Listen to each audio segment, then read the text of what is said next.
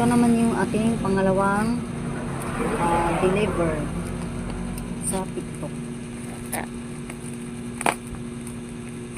Ito naman para din sa aking alagang Shih Tzu, para kahit paano makatipid tayo ng kurente, kasi yung electric pan na ginagamit nila masyadong malakas sa kurente kasi luma na.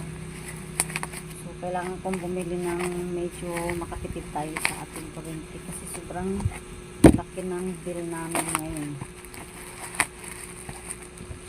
So ito ay ceiling fan. Mumurahin lang naman ito guys, pero sana matibay kasi halos na mga in-order ko ng ganito ang bilis masira. Diyos ko Lord, hindi na umaabot ng mga 2 buwan, sira agad. So ito yun, clip fan.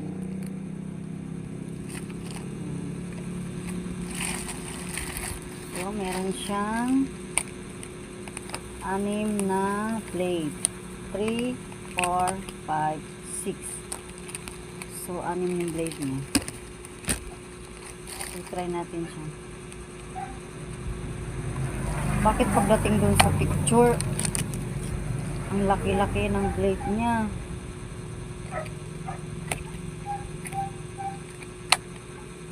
Pag dito doon sa pinag-orderan ko nito guys, sobrang haba ng ano niya. Ito niya, yung lens niya. Tapiraw niya. Yung pala oh, maiksi lang pala yung ano niya. Tapiraw.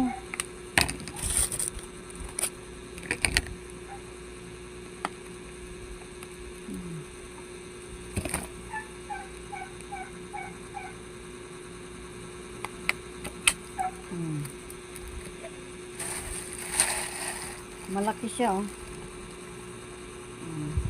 For only 176 lang ito guys.